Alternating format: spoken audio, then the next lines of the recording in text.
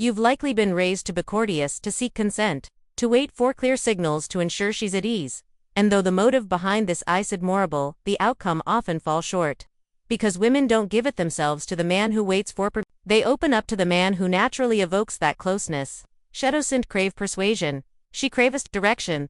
She yearns for a man whose presence grounds her. Not one who pushes, pleads, or pressures, but one who simply is.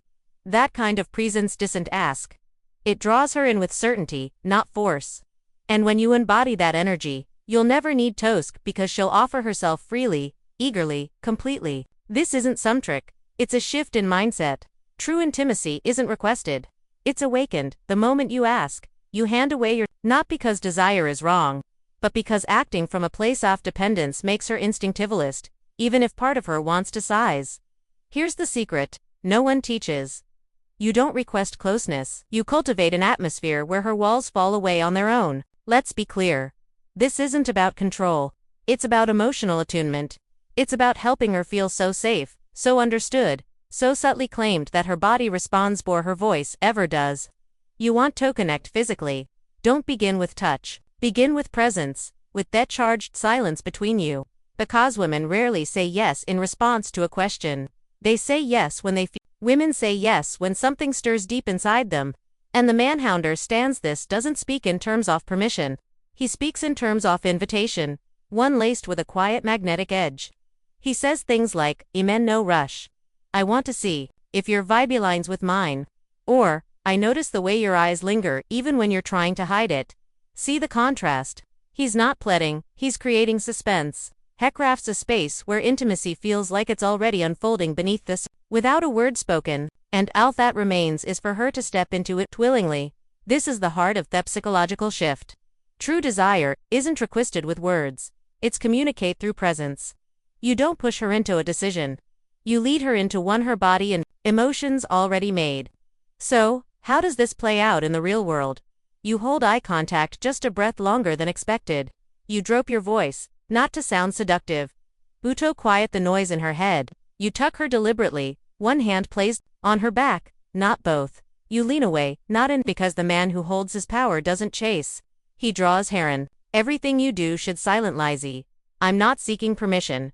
I'm tuning in for connection. If she feels emotionally secure, she'll gravitate toward you. If not, she won't. Beauty their way. You didn't ask, you guided. And here's the key.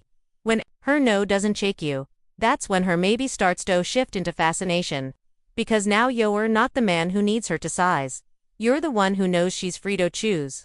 And that confidence is irresistible. You're the kind of man who effortlessly draws out a yes, not by asking for it, but by making it feel inevitable. That's the magic. She gives herself to you because it feels like her own decision. That's not some cleversome, that's the art of grounded, calm seduction, and it's powerful. Here's the full truth. The secret lies in Messenger feel like she initiated it. You want her to crave you. Then stop trying to sell yourself. Instead, embody the truth. Every woman responds to deep down. She doesn't yield to pressure, she surrenders to permission. And the only man who unlocks that surrender is Theon, who never made it about himself. Theon, who made her believe it was her own desire leading the way. That's the real key. It's not about manipulation. It's about invitation. You don't step in because she granted you access. You move closer because the space between you has been filled with silent affirmation. It's in the air. The anticipation, the pull, the unease. She wants to feel like her own longing took control, that she crossed line, not you. Why? Because when it feels like her decision, there's no scant guessing, no guilt, nor resistance, just pure surrender. And in that surrender is where her most uninhibited self lives. Let's look at what most men do. They try to build rapport, they give compliments, they drop hints. Then they ask things like, "Can I kiss you?" Or "Want to come over?" Or "Do you like this?" And in doing so, they unintentionally pull her into analysis. Suddenly, she's in her heading options, calculated pluck science, but intimacy isn't born in mind, it's sparked in the body, in the heart. In those moments when emotion overtakes reason, when she feels herself leaning in without understanding why. When attraction becomes movement, subtle, involuntary, undeniable, that is the difference between asking and awakening. The man who understands this doesn't chase approval. He doesn't seek confirmation. He simply creates an emotional current so compelling that she naturally follows it, and when she does it feels like her choice, because it is. That's what real presence does. It draws her out. Not with words, but with energy. Not with pressure, but with calm certainty. You become the man who doesn't need to convince because of everything about your presence already answers the question. When your voice makes her lose track of time, when your silence unsettles her in a way she secretly welcomes, that's when you begin to understand real influence. The man who truly gets it doesn't aptly pressure. He draws her in without ever reaching. He pays attention to how her posture shifts. As he speaks, he catches the subtle hitch in her breath. He listens to her silence, not to fill it, but to meet it with steady presence. Hedison blurred out, "I want you." Instead, he says something like "you're a must," intriguing when you're holding something back. And suddenly, she's spiraling inward. She's wondering, what did he notice that I didn't even show? She feels the imbalance shift as if she's the one leaning forward. Nabokos, you rewrote the dynamic. You didn't just graze her skin. You touched her pride. You reached into her identity, past appearances, and revealed something even she wasn't aware was visible. That's not physical exposure. It's psychological intimacy. And that kind of vulnerability, that's what she secretly longs for because it's rare. And anything rare, that's what gets remembered. When a woman feels like she made the move, even if it was barely noticeable, even if you guided it subtly, she holds on to Thoughtman.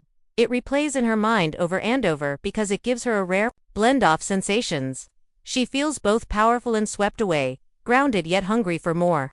That intersection where desire meets agency is where real chemistry lives. So, how do you deliver that experience? You slow your words down. You let your sentences trail of unfinished like there's more you could see but choose not to. You don't fill every silence. You create unanswered questions that echo in her thoughts. You let the tension build until the space between you hums with possibility. You didn't say, "Come over." You casually mention, "I had planned to spend tonight," and let it linger. You don't say, "I want you." You murmur, "You're a dangerously distracting." Each word becomes a breadcrumb and she follows net because she's obligated.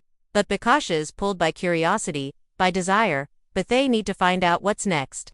That's why the most intimate moments are rarely born from direct requests. They bloom emotional cues, from suggestion thought dances just out of reach. When a woman is uncertain, she pauses. But when she's intrigued, she moves. The aim isn't to extract a yes. It's to spark a feeling so compelling she creates these herself.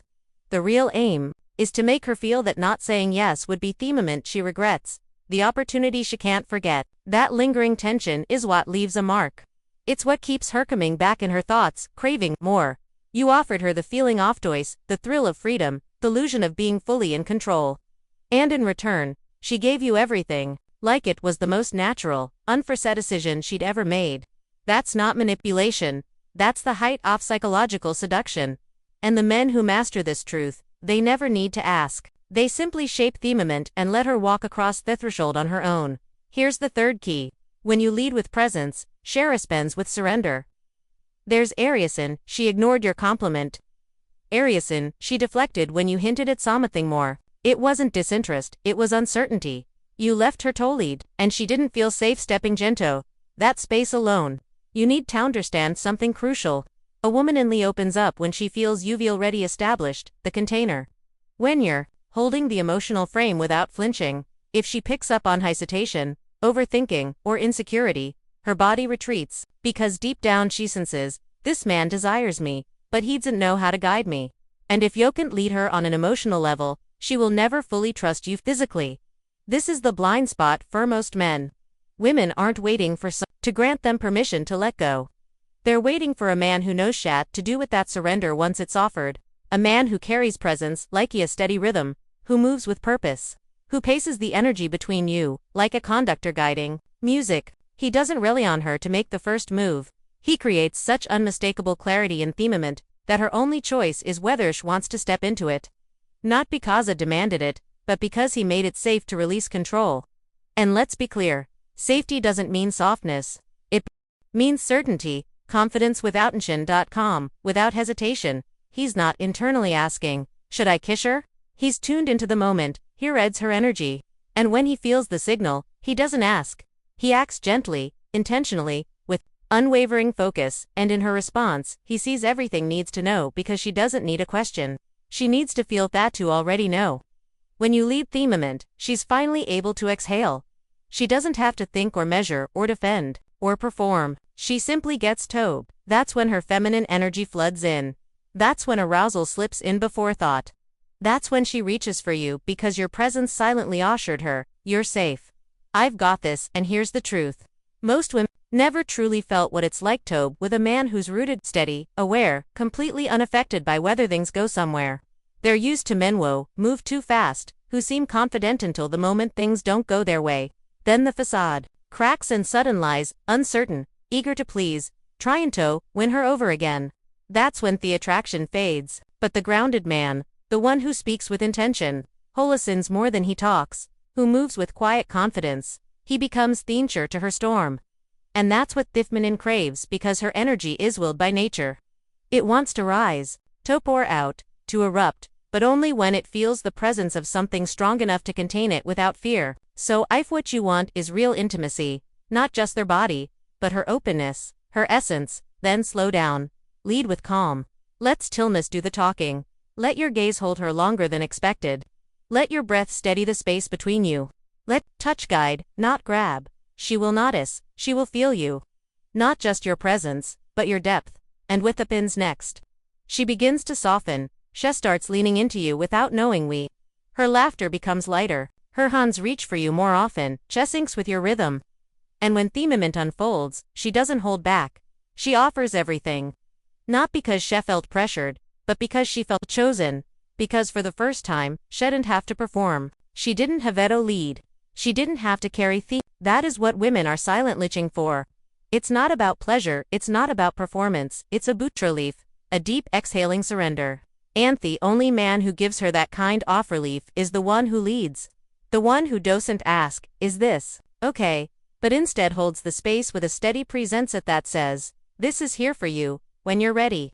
And when she is, there's no hesitation, no retreat, no forget, because real intimacy isn't requested, it's created. And the man who creates it, he lives on in her memory forever. Now, you understand, she doesn't want to be walked through a checklist of consent. She wants to be moved into yes, not persuaded, no with. If you're becoming the man who brings presence instead of pressure, say it clearly, I don't ask, I attract. And if this message stirred something inside you, something you forgot you carried, then let it anchor you again. Like this. Stay tuned for more grounded, powerful, and emotionally aware insight into what it really means to be a man who leads.